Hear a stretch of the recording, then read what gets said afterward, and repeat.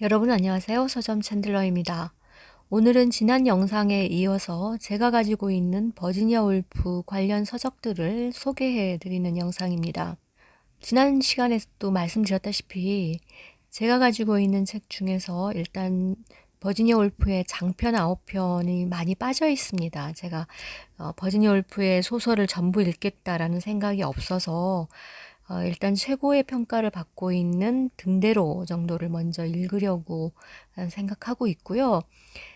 저는 사실 소설보다는 오늘 소개해드릴 버지니아 울프의 생애와 그 작품들에 대한 설명들이 있는 전기류의 책들을 읽는 걸 사실 더 좋아합니다. 평전, 작품에 대한 해설류. 이런 책들은 왠지 정답서를 보는 것 같은 기분이 있어요. 구체적으로 오늘 소개해드릴 이 책들에 대해서는 조금 이따 하고요. 지난 영상에서 잠깐 언급했던 울프 일기에서 나오는 하루의 일기를 좀 읽어드리려고 합니다. 이 울프 일기는 1953년도에 출간됐는데요. 남편 레너드 울프가 버지니아 울프 사후에 버지니아 울프가 남긴 수많은 일기 중에서 특히 창작 활동과 관련해서 쓰여진 일기만을 따로 모아서 발표한 책입니다. 버지니아 울프의 소설이나 그녀가 남긴 에세이를 통해서도 그녀를 이해할 수 있지만 특히 일기를 통해서 그녀의 좀 더 개인적인 견해들 또 내면의 생각들을 접할 수 있는 아주 좋은 자료라는 생각이 들어서 또 이 책이 언제 절판되고 얼마나 또 시간이 흘러야 다시 또 책이 나올 수 있을지 알 수 없기 때문에 이런 책들은 있을 때 구해 놓는 게 최선이라는 생각이 듭니다. 이 일기는 1918년부터 1941년 3월 8일까지의 일기입니다. 1941년 3월 28일 아침에 버지니아 울프는 유서와 같은 메모를 남겨놓고 집을 나서고 3주 후에 시신으로 발견이 됩니다. 바로 이제 화장하고 그녀가 마지막으로 살았던 몽쿠스 하우스라는 곳 느릅나무 밑에 안장됩니다. 그래서 그 해, 마지막 해 1월 15일에 수요일이었던 그날의 일기를 읽어드리겠습니다. 이 날은 저도 알고 있는 날입니다. 이 일기장의 결론은 검약이 될지 모른다. 그리고 내가 말이 많았다는 사실에 부끄러워진다. 내 방에 뒤죽박죽으로 쌓아놓은 20권가량의 일기장을 볼 때 정확히 누구에게 부끄럽다는 건가? 그것을 읽고 있는 나 자신에게. 그런데 조이스가 죽었다. 나보다 2주일가량 어렸던 조이스. 위버 양이 양털 장갑을 끼고 율리시스의 타자친 옹고를 가지고 와서 호가스 하우스에 우리 차 탁자 위에 올려놓았던 생각이 난다. 로저가 그녀를 보냈다고 생각한다. 이 책을 찍는데 우리 생활을 바쳐야 하는가? 그 품위 없는 쪽들은 위버 양과는 어울리지 않아 보였다. 목까지 단추를 채운 위버 양은 노처녀다워 보였다. 그리고 책은 쪽마다 음란스러웠다. 나는 상감 조각이 된 장식장 서랍 안에 그 원고를 넣어두었다.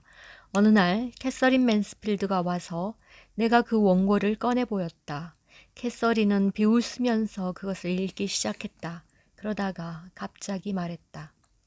여기엔 뭔가가 있어요. 영문학사에 남을만 하다고 생각되는 광경이. 조이스는 우리 주변에 있었으나 나는 그를 만난 적이 없다. 나는 가싱턴에 있는 오토라인의 방에서 톰이 마지막 장의 그 엄청난 기적을 이룬 뒤 뉘라서 다시 글을 쓸 수 있겠는가라고 말하던 일이 생각난다. 톰은 내가 아는 한 처음으로 넋을 잃고 열광했다. 나는 파란 표지의 책을 한 권 사서 여기서 한여름 동안 놀라움과 발견의 경련을 느끼면서 그러고는 다시 지겹게 긴 지루함을 느끼면서 읽었던 기억이 난다. 이것은 선사시대의 이야기다. 지금은 신사분들이 모두 그들의 의견을 새로이 가다듬었고 책은 긴 행렬의 한가운데 자리 잡았다고 생각한다. 그 뒤로도 일기가 있지만 여기까지 읽어드릴게요. 1941년 1월 15일 새벽에 제임스 조이스는 사망했습니다.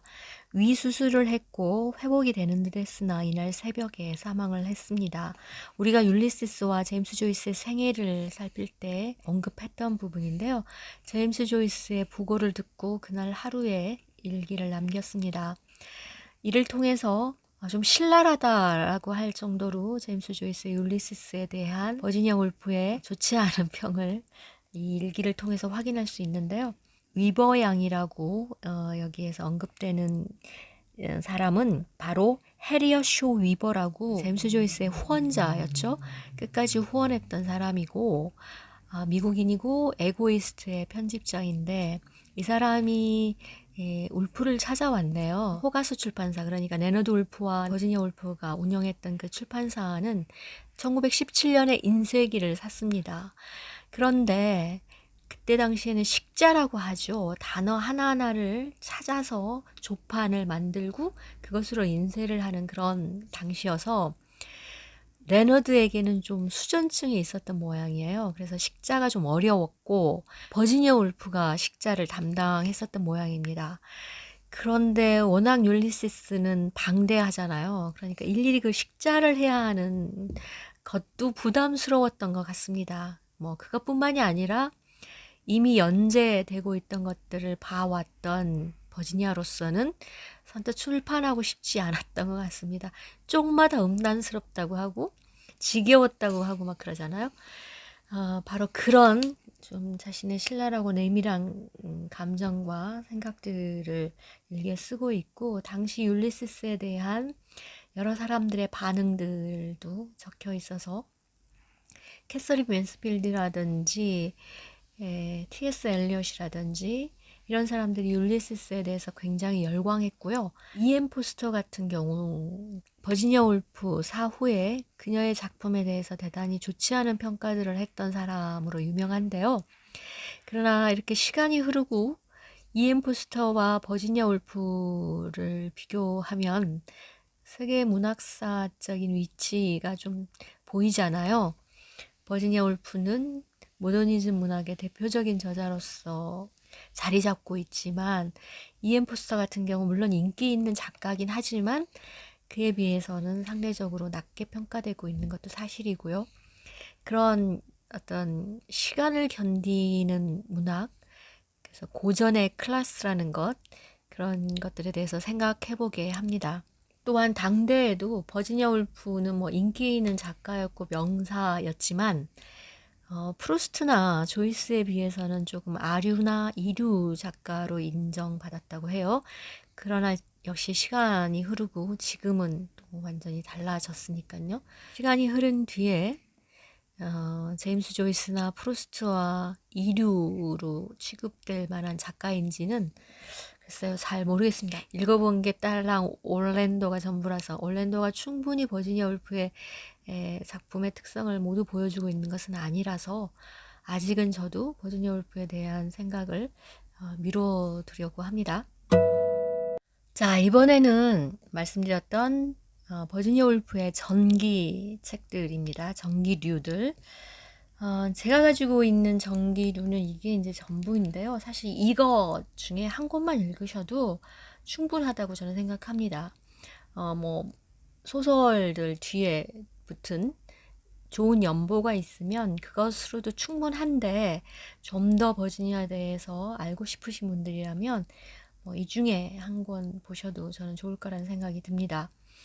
우선 이 책은 제가 가지고 있는 책들 중에서 정말 잘 샀다라고 하는 책들 중에 하나입니다. 이게 책세상에서 나온 위대한 작가들 시리즈 중에 있는 책인데요. 사실 이 책들이 나올 때는 그 중요성을 몰랐어요. 나오는지도 사실 몰랐을걸요.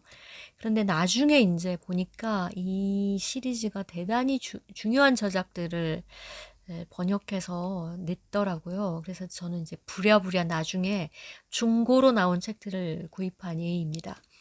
이 버지니아 울프 전기는 허마이오니 리라는 영문학자가 쓴 전기인데요.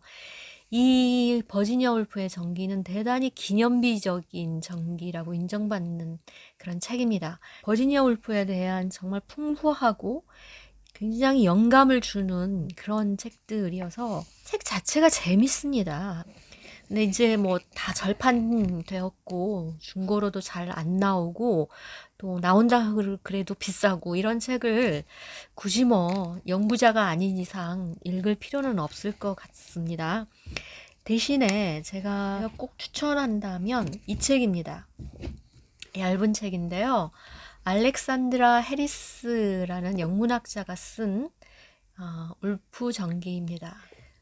허마이오니 리의 울프 전기와 알렉산드라 해리스의 전기, 그리고 일러스트로 된 버지니아 울프의 전기인데요. 이 책 모두 공통점이 다 허마이오니 리의 이 버지니아 울프 전기에 비추고 있다는 것입니다. 이 일러스트를 통해서 버지니아 울프의 생애를 보여주고 있는데요.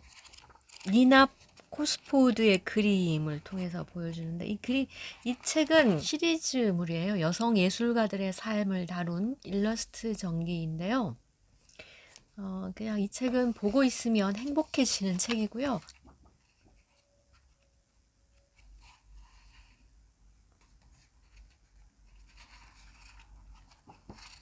이 책으로도 버지니아 울프의 생애를 간략하게 볼 수 있습니다. 특히 버지니아의 그 삶의 장소들에 대한 직접 가보지 않고도 버지니아 울프가 살았던 그곳에 대한 장소와 관련된 이야기들, 그런 점에서 조금은 더 특화되어 있다라는 생각이 들고요. 알렉산드라 해리스는 마이오니리의 버지니아 울프 전기를 읽고 영문학자가 되기로 결심했다고 밝힌 바 있는데요. 그만큼 허마이오니리의 전기는 대단한 영향력을 끼친 저작이기도 하고요. 이 책도 굉장히 재밌습니다. 제가 원래 이런 류를 좋아해서 그런지 저는 이런 책들이 편하고 재미있더라고요. 그래서 울프의 생애와 작품 하나하나에 대한 일종의 해설 이런 게 좀 있기 때문에 작품에 대해서 난해해서 뭐 어떻게 방향 갈피를 못 잡겠다라고 할 때마다 한번 이렇게 들추어 봐도 좋은 길 안내를 받을 수 있지 않을까라는 생각이 들어서 추천드립니다. 이 험아이오니 리의 전기가 왜 기념비적이고 굉장한 영향력을 끼친 버지니아 울프의 전기냐고 하면 엘리트주의, 또 페미니즘, 마르크스주의, 레즈비언으로서의 버지니아 울프 뭐 이런 식으로 좀 단편적인 면으로서 강조했던 버지니아 울프를 험아이오니 리의 이 전기를 통해서 보다 다양한 측면으로 평가할 수 있는 버지니아 울프의 전기의 문을 열었다는 역사적인 의미가 있다고 하네요.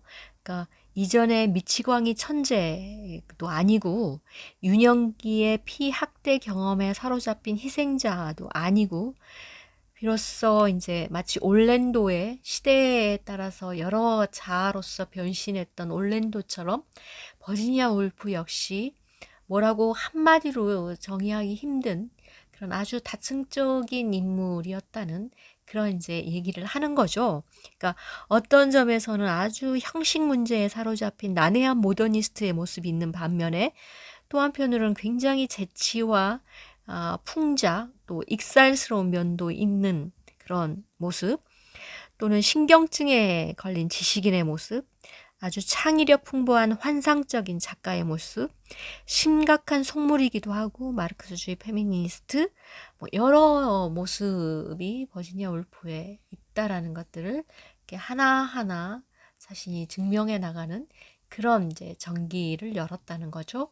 그런 점에서 이 허마이오니리의 버지니아 울프의 전기가 좀 많은 영향을 끼치고 여전히 지금도 중요한 저작으로 평가받고 있는 그런 요인인 것 같습니다.